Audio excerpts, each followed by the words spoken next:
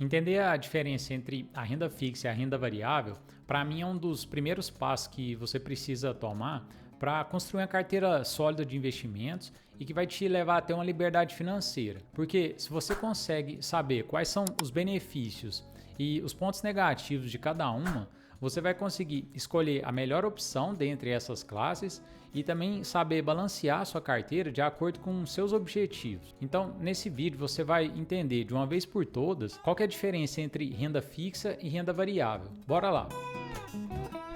Então, sempre que você ouvir falar de renda fixa, isso quer dizer que é um contrato de empréstimo.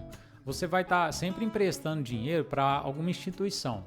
Pode ser o governo através do Tesouro Direto, pode ser para um banco através de um CDB, ou até mesmo para alguma empresa através de debêntures. E você sabe sempre a priori quanto que você vai receber daquele investimento ao final do período. Então, existem dois tipos de renda fixa, que é a pré-fixada e a pós-fixada.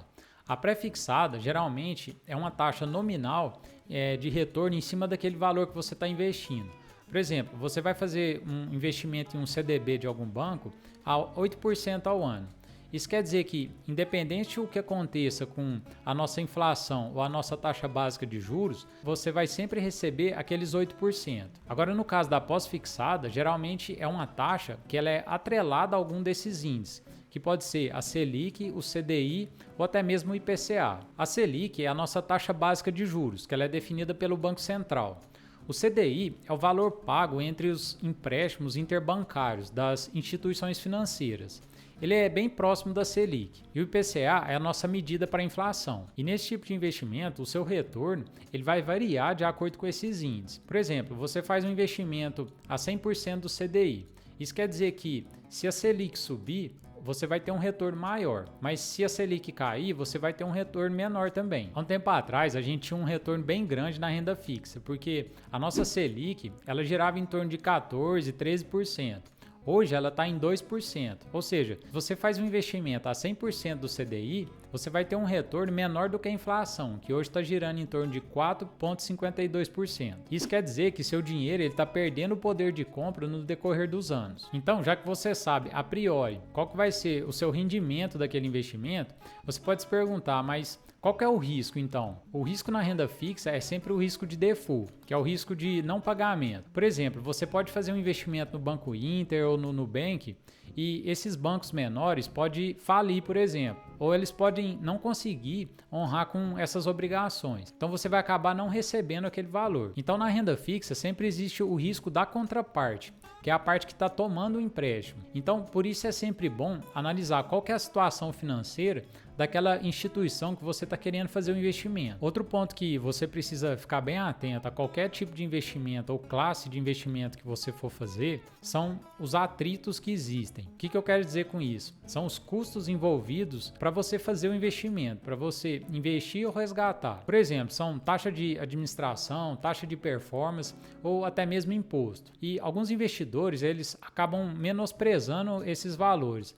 Mas no longo prazo isso pode fazer uma diferença absurda no seu patrimônio. E para te provar isso, eu fiz uma simulação, você vai ver o tamanho da diferença. Então nessa simulação eu criei dois cenários fictícios. O primeiro deles é um investidor que não teria nenhum custo nos seus investimentos. Já o segundo, ele teria um custo de 2% em cima dos seus investimentos anual. Nos dois cenários, eles teriam R$2.000 em aporte para fazer os investimentos e teriam um retorno de 8% ao ano. Se você notar, logo no começo aqui do gráfico, não existe tanta diferença entre os dois montantes. Agora, ao final de 30 anos, o primeiro investidor que não teve nenhum custo, ele chegou com um patrimônio de quase 3 milhões de reais. Agora, o que teve um custo de só 2% ao ano, ele terminou com um patrimônio de 2 milhões de reais. E isso quer dizer que existe uma diferença de quase 1 milhão de reais somente em taxas. E no caso da renda fixa, existe uma incidência de imposto bem relevante. Até 6 meses, você vai pagar 22% de imposto em cima dos ganhos.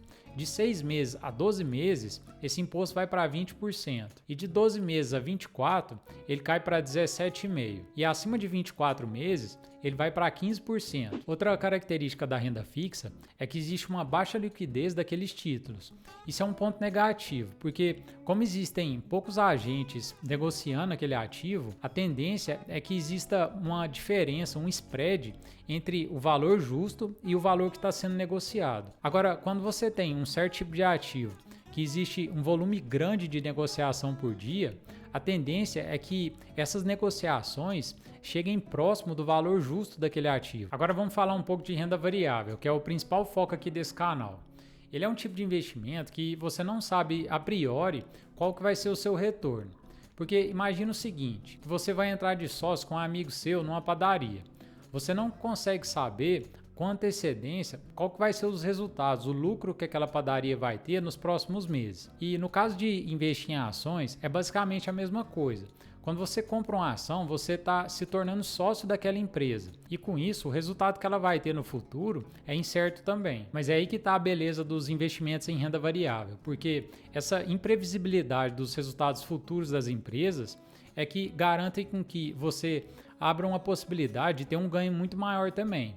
Mas isso vem acompanhado de um risco maior. Agora, você pode mitigar esse risco fazendo uma diversificação da sua carteira, se expondo de forma mais genérica no mercado. Assim, você vai excluir o risco daqueles riscos específicos de cada ativo. É importante lembrar também que na renda variável não existe um único risco, um único grau de risco. A gente tem diversas empresas em diversos setores. Então, a gente tem um espectro e uma variedade de risco diferente para cada empresa. A gente tem empresas mais sólidas em setores mais maduros e, ao mesmo tempo, empresas menores que estão buscando crescimento e, com isso, tem um risco maior. Então, a renda variável existe uma expectativa de ganho bem maior do que a renda fixa. Talvez você já tenha visto esse gráfico aqui, que é do Jeremy Siegel.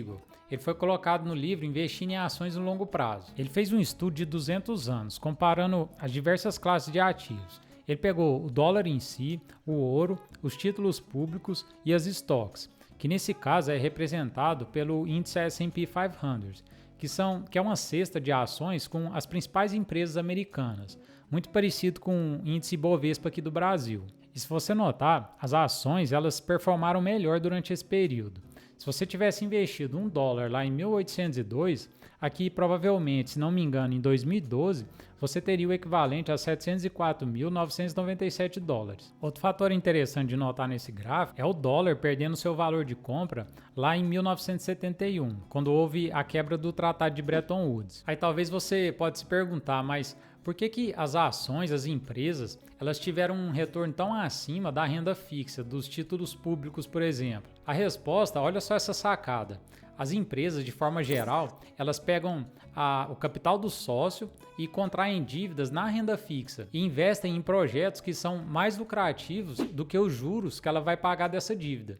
Então, por isso, as empresas elas têm uma expectativa de ganho maior e sempre acompanhado a isso, um risco maior também, porque esses projetos podem não dar certo muitas vezes. E por isso que o risco na renda variável ele está sempre atrelado ao retorno que aquela empresa vai obter, os resultados dela, se ela vai obter lucro ou não. Aí algumas pessoas me perguntam assim, Beto, se a empresa falir e tiver algumas dívidas, eu posso ser obrigado a aportar mais dinheiro?